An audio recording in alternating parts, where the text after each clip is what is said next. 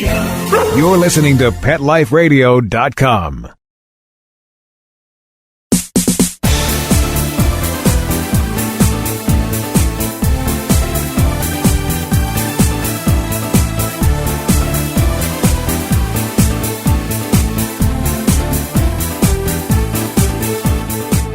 Welcome to Bark and Swagger on Pet Life Radio. I'm Jody Miller-Young. For anyone who's ever lost a pet, you know how devastating it can be.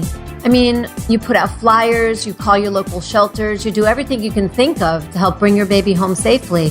I couldn't think of anything worse, truly. But what if you had the services of a real pet detective to spearhead that search? Someone who is trained and certified in the skills needed to bring home lost animals. We'll meet that person, hear her story, and get potentially life-saving tips on how to protect our pets right after this short break from our sponsor.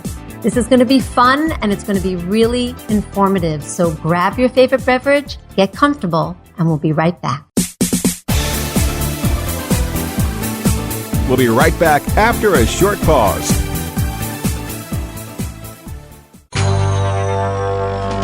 It's DesignerPetSweaters.com. Hand-knitted designer sweaters for your precious pup or cool cat. Beautiful couture patterns for your pets, including custom-knitted formal wear, casual wear, yachting, and even sports-themed. Many designer pet sweaters include feathered tammy hats, top hats, and a lot of sparkle. Each sweater includes leg loops, front paw sleeves, and leash opening. Visit DesignerPetSweaters.com to order your four-legged fashions today. Your pets will stay warm for the winter and be runway ready. Large or small, we fit them all. DesignerPetSweaters.com.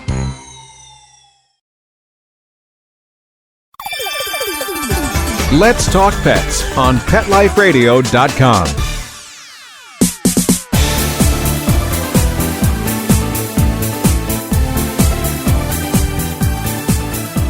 Welcome back. You're listening to Bark and Swagger on Pet Life Radio. I'm your host, Jody Miller-Young. She's known as P.I. Jamie Katz, and she's one of the very few licensed and certified pet detectives in the country, perhaps the world. She's been instrumental in the safe return of close to 80 pets. She's here to tell us her story and how to better protect our precious babies. Hey, Jamie. Hey, how are you? I'm good. How you doing? I'm doing great. Good. You know, I'm really excited to have you on the show because, first of all, when someone says pet detective, I immediately think of Ace Ventura, which is comical and larger than life and kind of like cool, or the Dick Tracy character, you know? But it's very serious business. And as I said, there's nothing worse than losing a pet. So I'm interested in knowing what being a pet detective is like and how we can all protect our pets better. But let's start with what exactly a pet detective does. What's a day in the life like for you? My day starts off with waking up and taking care of the 4 dogs that I have, and I start work after that, feeding everybody and walking them. Right, which is really important. So when you start work, what's it like? Let's say a new case has come in. Okay. What do you do? So the first thing that I do is I profile the case, which is the who, what, when, where, and why. Figuring out what is going on with the case, what has happened so far, and taking those facts and putting together a solid profile of what is next and what's going to help the pet owners get their animals back. Got it. Very important. Okay, so you do your profiling, and then what happens? So once I have the profile done and I let the pet owner know how the best way to move forward is, usually it's the awareness campaign that I start, which is, finding out if you have that happy, friendly dog or you have the shy dog that isn't going to let anybody approach them. Once I figure out which way to go, I'm going to make them a sign. That's how I start every case. Because I noticed, that's how I first met you. I saw one of your signs in my neighborhood. You don't live far from me. And this particular sign, it was for a 13-year-old Yorkie, which broke my heart right away anyway. But it said, do not approach, do not chase. And I've seen that a couple of times. Talk to us about that. Sure. So if you have a dog that we know right off the bat is not going to let somebody approach them, then you don't want to give anybody you don't want to send somebody to chase that dog. So when you have a dog that is roaming, like a roaming dog, not going to let you approach them, you don't want to put the actual reward amount on the sign. When you do that, you let these people imagine what they could buy with that money. If they imagine that, they're going to chase your pet. We already know that Silky, that was the dog's name, her name was Silky. We already knew that Silky wasn't going to be able to just, walk up and grab her. So we don't want anybody chasing her into the middle of the street or further away from the area she's missing in. Exactly. Makes sense. But that's interesting. I never thought about that, leaving the reward off, because usually you think, oh, it's an incentive for somebody to work that much harder, but it's also for the people that are just totally driven by money to do things that may not be in the best interest of the animal. So, right. Yeah, very, very interesting. Like I said, you live in Florida. Now, here, you're the only private investigation agency that specializes full-time in doing what you do, reuniting lost, missing, and stolen pets with their families. And you work with specific scent tracking dogs, which I thought was really cool. You see that all the time in terms of service dogs where they're, search and rescue and things like that. And it kind of sounds like it's a similar premise. Tell us all about, where do you get these dogs? How do you train them? How does that work? Sure. Well, I can tell you the difference right away with search and rescue dogs and my tracking dogs. The difference is they don't just get hits here and there. My dogs actually follow scent trails. They are air scent dogs, which means they're not foot-by-foot trackers. They follow the scent in the air. So they're going to go the quickest way to where they're sent, and they do most recent. So if your dog ran out of the house, or cat, runs out the house and goes north, east, south, and then ends up going back north, my dogs are going to go north because that's most recent. Oh my God, that is so interesting. But search and rescue dogs are more foot trackers. I'm not going to answer yes or no on that because I'm not sure. I'm sure there's different types, but they get hits here and they get a hit here. They don't necessarily follow actual scent trails from what I've, seen or been told. Okay. All right. And you've also been asked to travel around the country to find lost pets. So you might be based here, but where's the farthest you've gone to help a family? We've gone to Pennsylvania. We've been to New York. We've been to Alabama, Tennessee, Georgia. We traveled 32,000 miles in 2015. How did people find you? Right now, it's like word of mouth. People just tag me on Facebook, on Craigslist. I'll put ads, and people say, oh, this girl can help you, and they tag me, and they contact me. Yeah, I mean, I guess, too, you have a very active Facebook, which I've noticed, and we'll give people that information before we go. But I guess because this happens so often, I mean, I'm shocked. Having moved from New York City, where I know there are so many stray animals, I just never saw them in my area. Coming to Fort Lauderdale, and literally there was a span of a month where 3 or 4 times in that month, people would be driving by, stop and ask me if I've seen a dog. Their dog got out.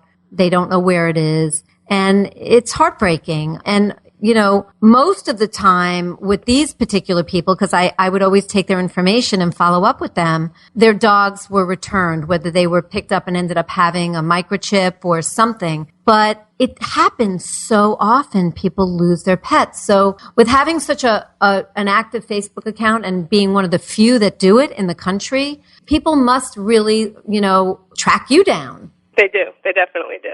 Well, I know you were a human PI before a pet detective. What is training to be a pet PI like? What do you have to learn?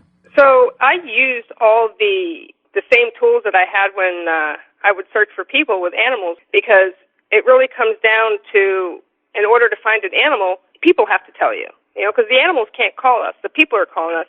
So I use the same method of finding a person that I would an animal. And my awareness campaign, which is my sign campaign, I do the same thing with that. I make it impossible for people to not call with information. If you make it impossible for people to not know your animal is missing, then you're going to make it impossible for them not to give you the information. So the way that my signs are placed, it's going to be based off of making it impossible to come into a 5-mile radius of where that animal went missing and not have to see a sign. Got it. Now, you get your clients very involved in the process of getting their own pets back too. tell us what you have them do and and how you train them. And in addition to the signs, what are the other pieces that have come into play to help find lost pets? Sure. Well, my clients, they run their own campaigns.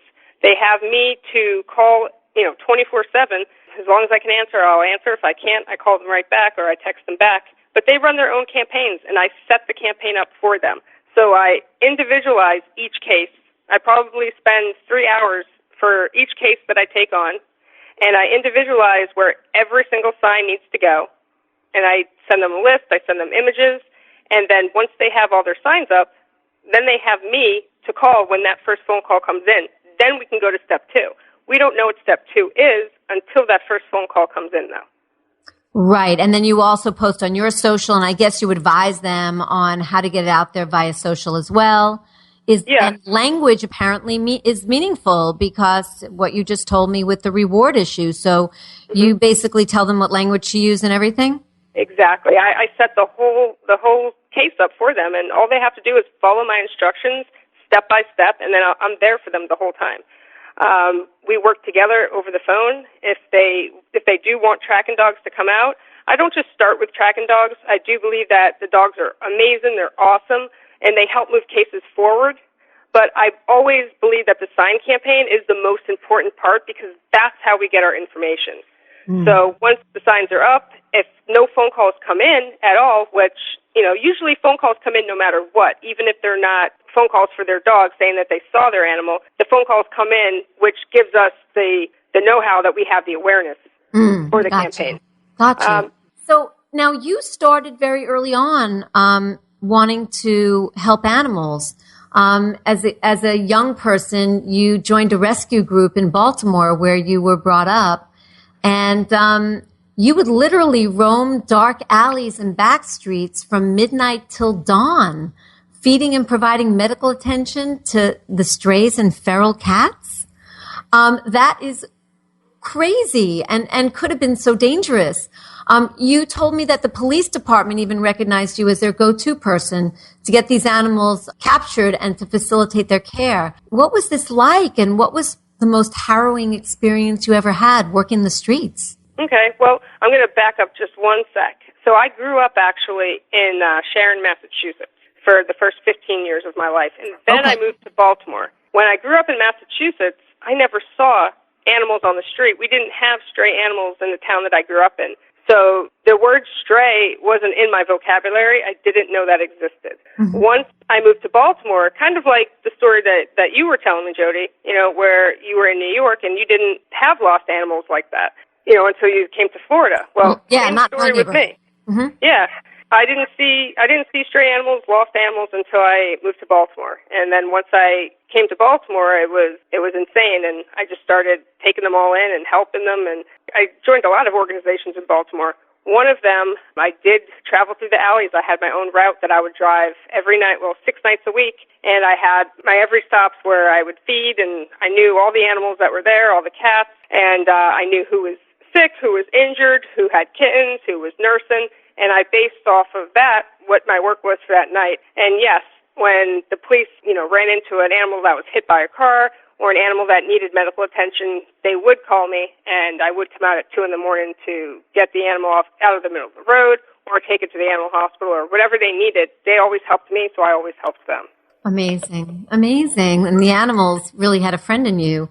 So there's a particular night, right, that you're out working, and you come upon this dog in a backyard. What happens? So there was a dog in this backyard. Its paw was humongous. I made a call into animal control just to have a welfare check for somebody to go out and make sure that dog was okay the following day. And the next night I came back out for my regular route to feed and trap, and I wasn't even thinking about that dog from the night before, and I pulled into the alley, and there was this little kitten that needed medical attention. His eyeball was pretty much either coming out or missing. And all of a sudden I was bombarded by these people who owned the dog across the alley, and they just had video cameras, and they just came running up to my car. This is the girl who took whatever the dog's name was, and just screaming at me, saying I took their dog. I left right away. I backed out of the alley. I went and I called one of my police friends who helps me all the time, and he came out. He parked his car there and, told the people, you need to go back in the house, stay away. And I trapped the kitten, and we left. And it turned out that the animal control did come out to that house the following day, and they gave them the opportunity to take the animal to the vet or to turn over the dog, and they couldn't provide the medical attention the dog needed, so they did turn the dog over to animal control. So you had these angry dog owners who were coming after you, and that must have been really, really scary. It was really, really scary. It was. Wow. But the bottom line is the dog, got the medical attention it needed, and so did the kitty. So they both did. You did your job. You did your job. Well, we're going to take a break, but I want to talk with you about some real-life rescues, some real-life pet detective work, and, a recent case that is a happy ending. Okay. So everybody, we're going to take a break from our sponsor. Go refresh that beverage. Get comfortable. We'll be right back. Sit. Stay. We'll be right back, right after we kibble a little with our sponsors. Everything we tried failed except the Dynovite. The standard run-of-the-mill tests and treatments. Cortisone. Antihistamine. Multiple creams, antibiotics, spray. Multiple prescriptions. Steroid injections. Sprays, shots, antibiotics. Steroid creams. No results.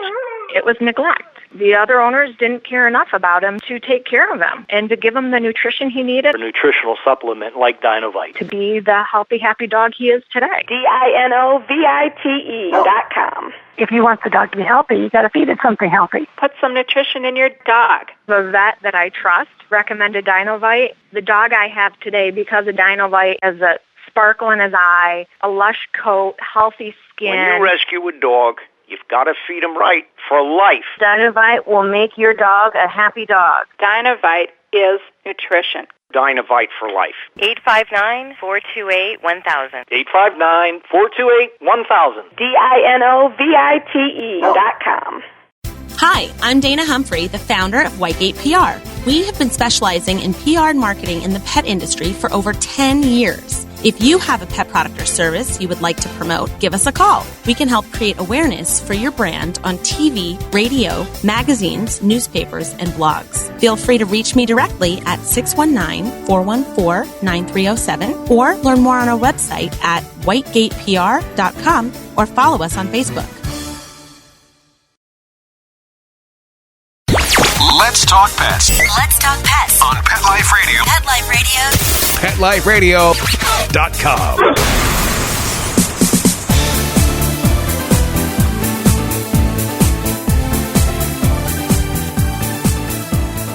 Welcome back. You're listening to Bark and Swagger on Pet Life Radio. I'm Jody Miller-Young, your host.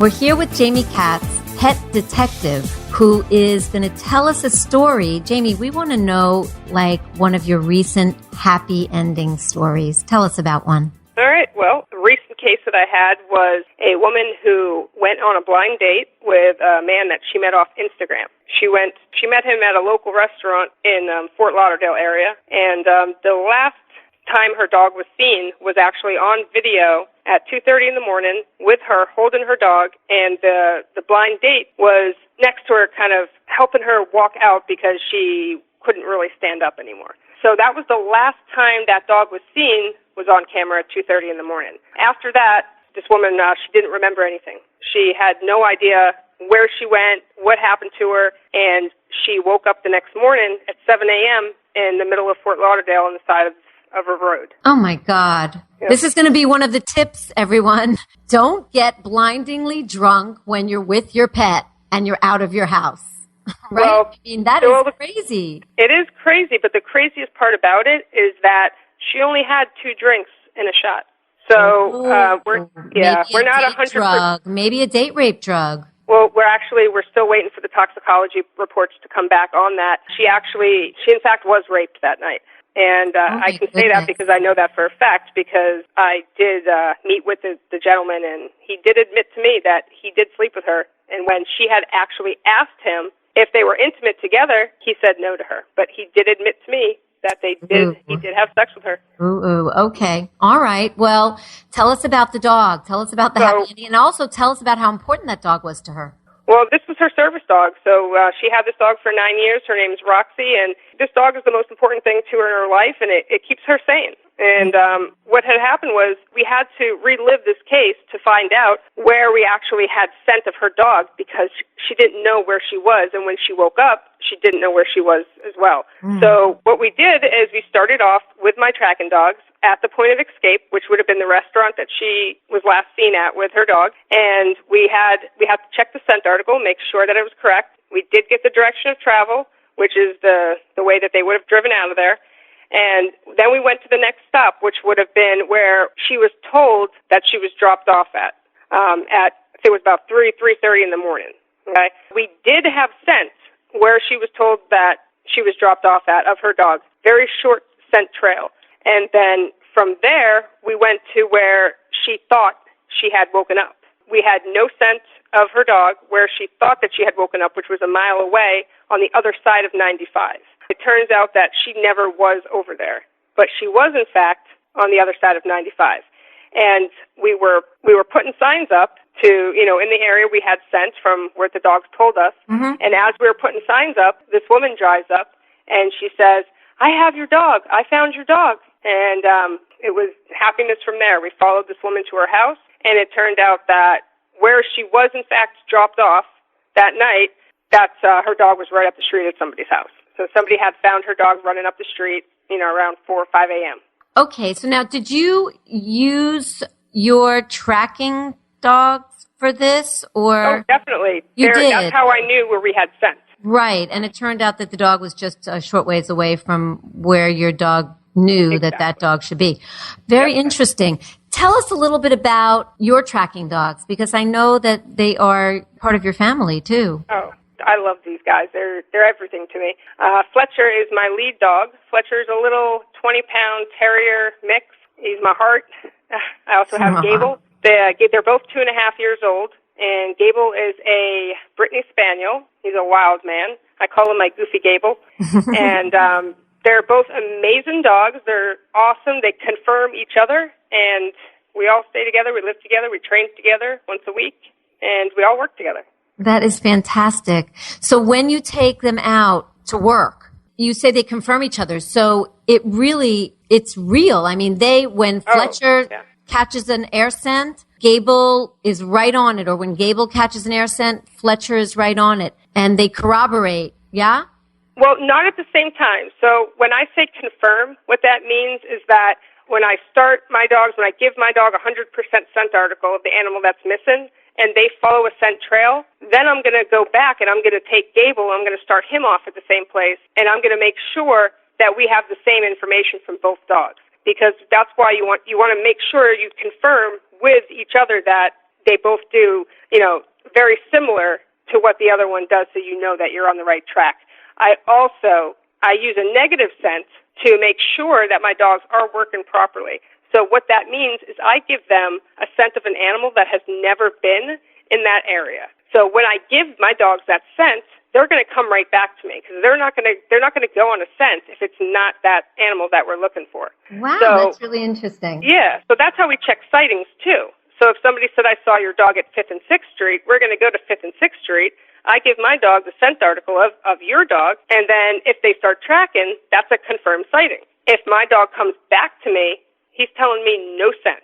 That means that was a different dog at that sighting. Now we can move forward and go back to focus on what we need to focus on. Very cool. And you have a pretty impressive track record. I said that you've solved close to 80 cases, but tell us, what that really means in terms of the national average. You have 6 times the national average or something. Tell us. Sure. So I've closed 76 out of 122 cases since September, when I opened my agency called P.I. Jamie Katz. I do have a success rate of 62%, which is 6 times the national average, which is only 16%. So only 16% of lost dogs and cats are returned nationally. Correct. Wow. Mm-hmm. That's very sad. Very sad. But hey, there's a need for you, James. There is a need for you. Yeah. Now, I want to give people some of your best tips on how to protect our loved ones, because I'm sure you work with some very, very distraught people. What are your top tips to avoid and to do to protect our babies from getting lost? Sure. So number one, always have a collar with an ID tag on your animal at all times. The most common phrase I hear when I profile cases, when I ask, did your dog have a collar on or your cat have a collar on when he went missing? And they say, I just gave my dog a bath. Well, if you're going to give your dog a bath, then have another collar with the same ID tag on it, same information, same phone number, so that you don't have to tell me that. You don't have to say, oh, but I just gave my dog a bath. So you don't have to take it off during bath time. Right. Yeah. Yeah, exactly. So don't take it off. Just put the clean one on. The next tip is going to be, if you have a backyard that you put your animal in and that they use the bathroom, make sure you don't have a way for them to get out of it. There's a hole. Don't just do a fix. Do a permanent repair. Repair the fence. Don't let it rain again and the rocks or dirt move, because that's what happens. It rains again. The fix that you had done, the rain just washed it away. So make sure that you make sure there's no way to get out. Great. Another is the microchips. Microchips are so important to have. Oh, yeah. For many reasons. Even if you have a dog that nobody can catch, that it's a roaming dog, God forbid something does happen and that dog gets hit by a car or it's found deceased, they'll still be able to find, to let you know that, by scanning them for a microchip. You'll still be able to have that closure, because that's so important, so that you don't search for the rest of your life and wonder what happened. Mm-hmm. Also with thunderstorms, fireworks. If you know your dog's afraid of thunderstorms, loud noises, don't put them outside when it's raining out or thundering out. Have them secured in a room inside your house. They say that July 5th are the busiest days for shelters because dogs freak out and run away during these fireworks. And we've had our own experience with fireworks with our dogs. They hate them. I don't know any dog that likes them. So keep your dogs inside. Do your dog a favor. Don't take them with you. You like fireworks. They don't. Exactly. Anything else, Jamie? I think that's about it. Those are the main ones. Okay, great. And there are some wonderful and very, very stylish ID tags out there these days, and they do all sorts of things. Like, I love Pet Hub. Pet Hub has a 24-hour found pet hotline. They have GPS. They have a DNA service. They have all these things associated with their pet tags that you can get. And there are so many companies. There's like no excuse these days. Jamie, thank you so much. Where can people find you to learn more? And hopefully they won't have to hire you, but if they do, where can they find you? They can call me at 844-411-KATZ, my last name, which is also 844-411-5289. They can find me at Facebook for P.I. Jamie Katz, Lost and Found Pets. And Jamie Katz is JAMIE-KATZ, yeah? Correct, yes. Great. And then I also have my webpage, which is PIJamieKatz.com. Perfect. Thank you so much. This has been really helpful. It's interesting learning what a pet detective does, and it's always good to learn what the best tips are from an expert. So thank you, Jamie. Thanks for having me. My pleasure. Thank you all for listening. Thanks to our producer, Mark Winter. Mark, you make us sound great. You rock. My passion is living stylishly and animal rescue. So tune in next time to discover the designers, home decor, styles, and rescue stories I love. And don't forget to visit me on barkandswagger.com, where you'll find great fashion, shelter stories, and more. So until next time, when fierce fashion calls, bark and swagger. Let's Talk Pets, every week on demand, only on PetLifeRadio.com.